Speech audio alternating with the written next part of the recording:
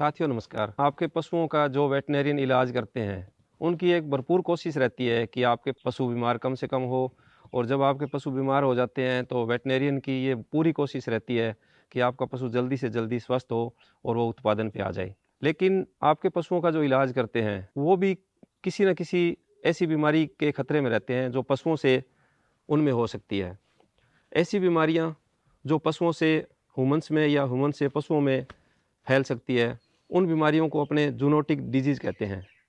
ऐसी ही एक बीमारी की आज बात करेंगे जो पशुओं से वेटरनरियंस में भी फैल सकती है और उनमें भी फैल सकती है जो कभी भी पशुओं के संपर्क में भी नहीं आया, फिर भी उनमें वो बीमारी हो सकती है। तो उस बीमारी पे आज इस वीडियो में पूरी चर्चा करेंगे। वीडियो को बिना स्किप किए आप पूरा देखें क्योंकि ये बहुत ही महत्वपूर्ण जानकारी है। साथियों, आज हम बात करेंगे एक ऐसी बीमारी का जिसका नाम है ब्रुसेलोसिस। ब्रुसेलोसिस एक जूनोटिक डिजीज़ है जो पशुओं से ह्यूमन्स में और ह्यूमन से पशुओं में ट्रांसमिट हो सकती है।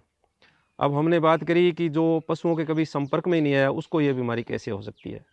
तो साथियों, आप जानते हैं कि अपने सभी गाय और भैंस का दूध इस्तेमाल करते हैं। वो दूध जो हम पीते हैं, अगर गाय भैंस से दूध जो अपने ले रहे हैं उसको अपने कच्चा दूध अगर पीते हैं और जिस गाय या भैंस का दूध हमारे को सप्लाई हुआ है अगर वो ब्रुसेलोसिस से पीड़ित है तो ये पूरी संभावना रहती है कि वो रोग हमें हो सकता है। आज इसी पे बात करेंगे भी ये बीमारी कैसे होती है, ये बीमारी होने का कारण क्या है और इससे अपने कैसे बच सकते हैं, इस पे बात करेंगे। ब्रुसेलोसिस एक बैक्टीरिया से होने वाली बीमारी है। इसकी 4 स्पीसीज़ हैं: ब्रुसेला एबॉर्टस, ब्रुसेला मेलिटेंसिस, ब्रुसेला कैनिस और ब्रुसेला स्विस। ब्रुसेला एबॉर्टस मुख्य रूप से गायों में, ब्रुसेला कैनिस मुख्य रूप से डॉग में और ब्रुसेला स्विस है जो सूअरों में इसके संक्रमण के लिए जिम्मेदार है। ब्रुसेला मेलिटेंसिस जो स्पीसीज है वो सीप एंड गोट में ब्रुसेलोसिस के लिए जिम्मेदार है। कारण के बाद में अब बात करें कि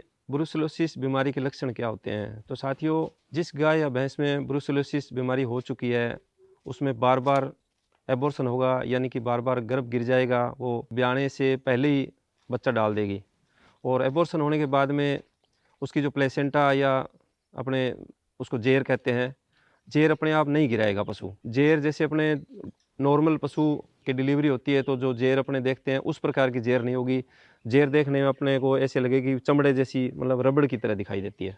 पशुओं में गर्भावस्था के समय अंतिम तिमाही में यानी अंतिम 3 महीने में एबॉर्शन इस बीमारी का मुख्य लक्षण है। और जो नर पशु होते हैं, ब्रीडिंग बुल्स होते हैं, उनमें टेस्टिकल्स में सूजन आ जाती है, जोड़ों में सूजन आ जाती है।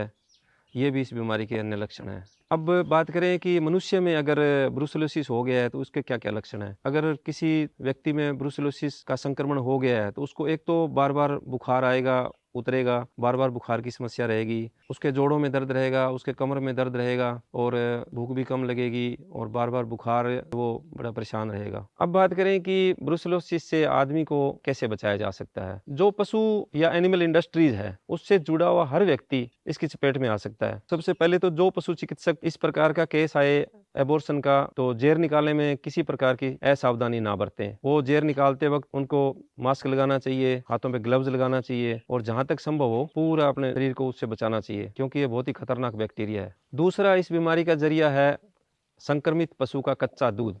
तो हमें ये करना चाहिए कि कभी भी जीवन में गाय और भैंस का जो भी दूध अपने पी रहे हैं, कच्चा दूध अपने को कभी नहीं पीना चाहिए क्योंकि अगर अपने दूध को उबाल के पीते हैं संक्रमण की संभावना बिल्कुल 0 हो जाती है। आपको शायद सुनने में थोड़ा अजीब जरूर लगेगा, लेकिन विश्व के अंदर मनुष्य में ब्रुसेलोसिस के जितने भी संक्रमण के केस आए हैं वो सबसे ज़्यादा कच्चे दूध पीने से होते हैं, ना कि पशुओं के संपर्क में आने से।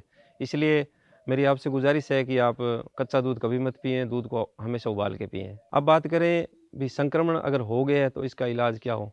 तो साथियों, ब्रुसेलोसिस का पशुओं में संक्रमण हो जाने के बाद में इसका कोई कारगर अभी तक इलाज नहीं है। हाँ, मनुष्य में एंटीबायोटिक्स दवाओं के उपयोग से इस रोग पे काफ़ी हद तक सफलता पा ली गई है। अब पशुओं को इस बीमारी से कैसे बचाएं। तो जो भी अपने डेयरी में या घर में या पशुपालक के घर पे जो 4 से 8 माह की मादा बछड़ी या मादा कटड़ी है उनमें ब्रुसेला S19 नाम की वैक्सीन आती है, उससे टीकाकरण करवाया जाना चाहिए। आप स्क्रीन पे देख रहे हैं कि ये वैक्सीन है और ये वैक्सीन मादा जो बछड़ी या कटड़ी है उसके 4 से 8 माह की एज के अंदर इस वैक्सीन से उनको टीकाकरण करवा लेना चाहिए, ताकि वो फिर मादा पूरे जीवन में ब्रुसेलोसिस से संक्रमित नहीं होगी। तो साथियों, ये अगर आपको जानकारी अच्छी लगे तो आप कृपया शेयर ज़रूर करें और चैनल को सब्सक्राइब करें। और अगर आपके पास भी इस बीमारी से संबंधित अगर कोई और जानकारी है तो आप कमेंट सेक्शन में लिख सकते हैं, क्योंकि अगर आप कमेंट सेक्शन में अगर किसी प्रकार की जानकारी साझा करते हैं तो और व्यूवर्स भी आपके कमेंट पढ़ेंगे और वो भी उस जानकारी से लाभ प्राप्त करेंगे। धन्यवाद।